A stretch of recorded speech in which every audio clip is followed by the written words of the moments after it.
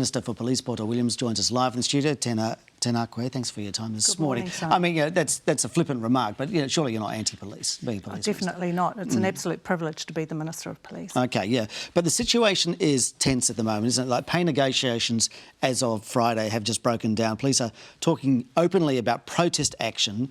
What hope can you offer them for some kind of resolution?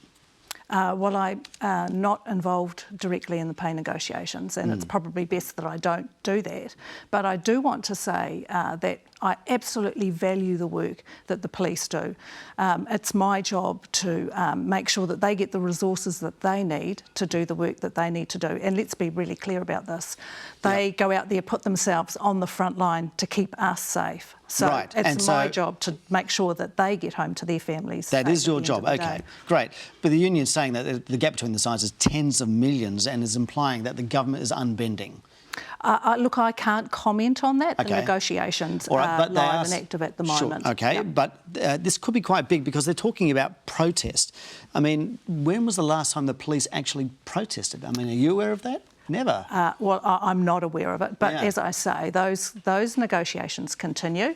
It's not in the best interests of those negotiations that I step in and make any comment about that. OK, well, let's move on then. Let's deal with what the Police Association says about the $2.75 million grant to Kahukura, the meth addiction program, which is partly run by Mongrel Mob Life member Harry Tam. Did you lobby for or against that? Did it come across your desk and did you lobby for or against it? I want to be clear about that too, Simon. That program is one that works in terms of dealing with meth addiction. So how do you know it works? I'm not, because the evaluation that was done shows that it does. And there was 100% compliance with drug use post that. So OK, let's just pick up on that. 100% compliance post the program. So it's a 10-week program. There were 10 people going through it. Yep. So the Ministry of Health did testing on those folk that went through it, and they were clean. So when did they do that? Is that, I mean, are we talking like a week after the program, or are we talking months after the program? How do we know that they don't relapse? An evaluation is an evaluation, and if the evaluators are telling us that post that program that they have people who are clear of meth, then that signals that there is that program was successful, doesn't it? Well, it depends when the evaluation was done. I know we're nitpicking at the moment, but if it was done a week after, I mean, so what? I mean, if it was done several months after, that points to success. The program itself is funded because it worked, and that's the point that I want to get across. Right, OK. So you say that the program's successful, so you are for it. Well, if it works, meth is a huge problem in our community, and it's a huge problem for police because meth is peddled by gangs.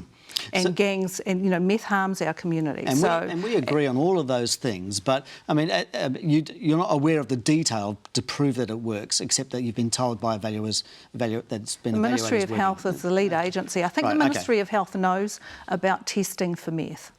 OK, all right. Let's talk about this footage that National released this week. It is edited, and this is a political game, but it shows Harry Tam at a Mongrel Mob hui last year. Let's just have a look. And I guess most of you will realise that Harry Tam is a serious mongrel. For me, it's been 47 years that I've been in the mob. Well, we know that come September this year, there's going to be this thing called the general election. And we all know the leader of the National Party is ganging up on us. We're the mighty mongrel mob. We don't take any from there. Why should we take it from there? That's the way I see it, right? Sig up to the mongrel mob for 1,000 years. All right, so zig heil to the mongrel mob. The Police Association says the optics of that are terrible.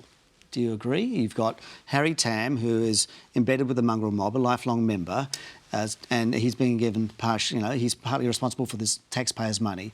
Are the optics good enough? Right. Firstly, we are not funding the gangs. No, I'm not saying Secondly, the Harry Tam interviews that have played over the last week or so don't do a couple of things, and I think the media has bought into that.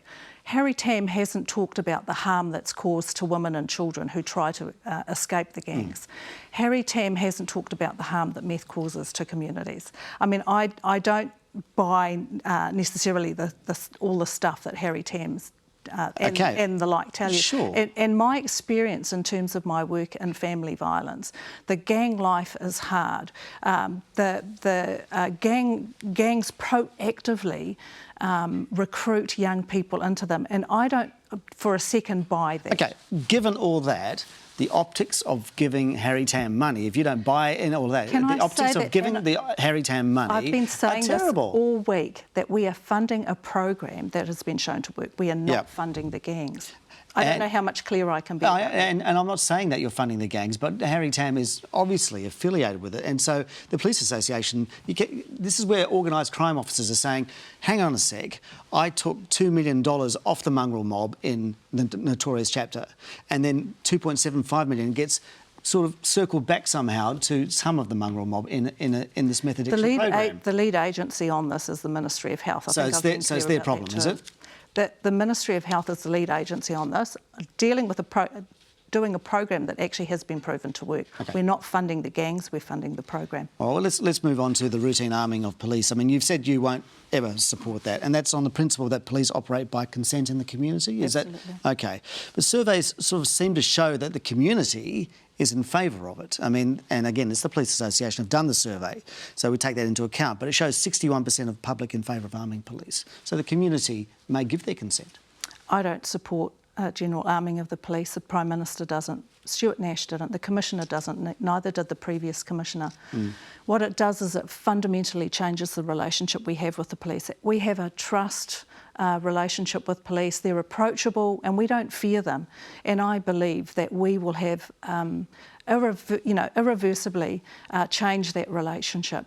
Now, I'm talking with frontline police all the time. This recess, and what are they saying to you? Because the Police Association look, surveys. And I'm also ringing officers who are harmed, who are out there, and I call them and I talk to them about the issues.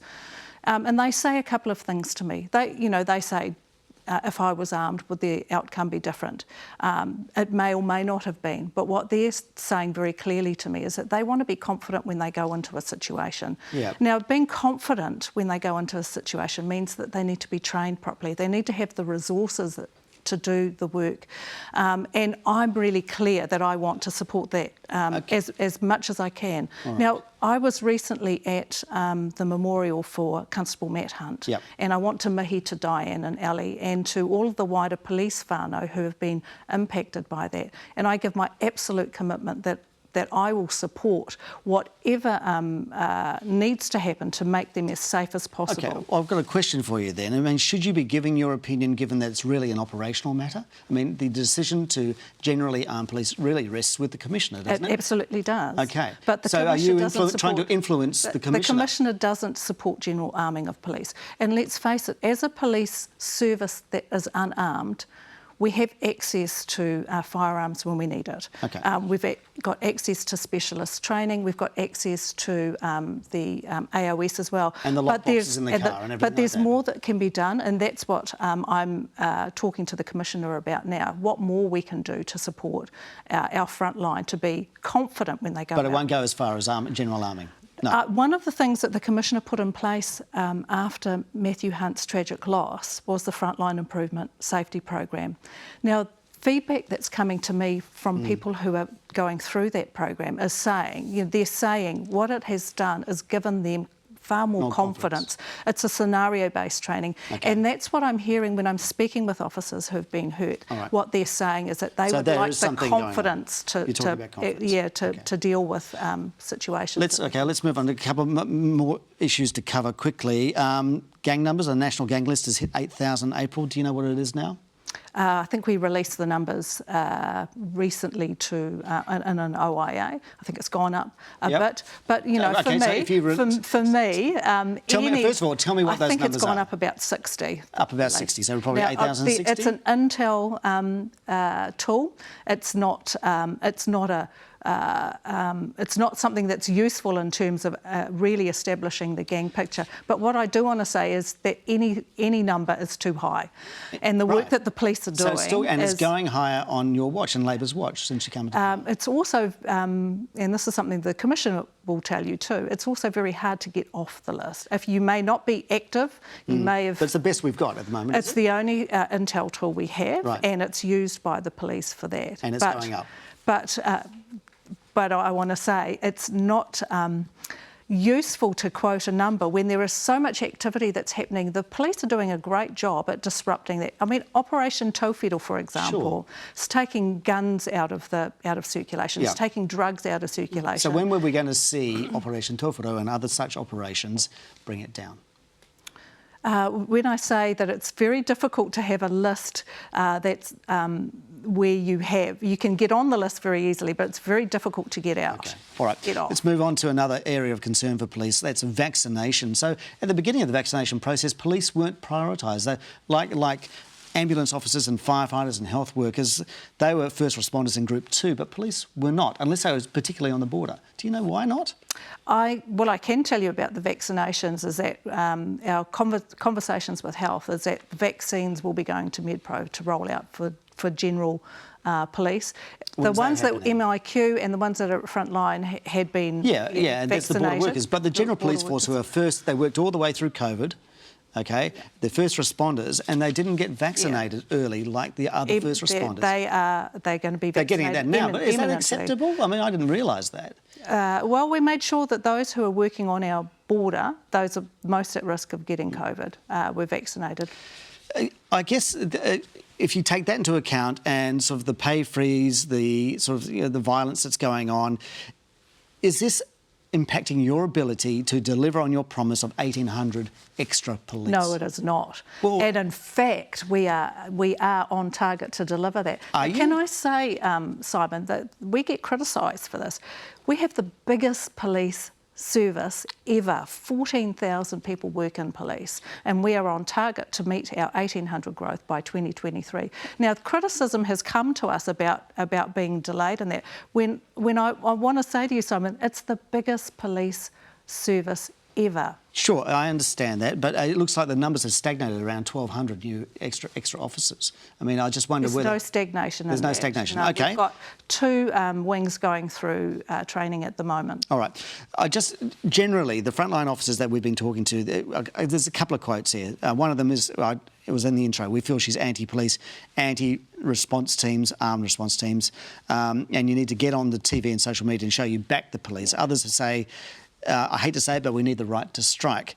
It's clear the government commissioner aren't reading the room. Yeah. Okay. How do you respond to those kinds of messages that we get from frontline police? I'm with police a lot. In fact, I've been during this recess. I go out on regional visits and I talk to frontline police. Okay. I talk to them one-on-one. I talk to them in groups, and they are telling me a whole lot of things that I really value. They're talking about their concerns for their safety and wanting to feel confident. And there are things that we can do about that. Okay. So you've got a national platform right now. I mean, maybe you could give a message to the police right now. Yeah. And tell them. What would your message be? My message would be that recently, when I was at the memorial for Matt Hunt, the co-marshal challenged me and he said, "You are now their fire. You must look after them." And that's my absolute commitment, that I will look after the police because it is my job to do so. Kia ora, Poto Williams, Minister for Police. Thank you very much for your time this morning.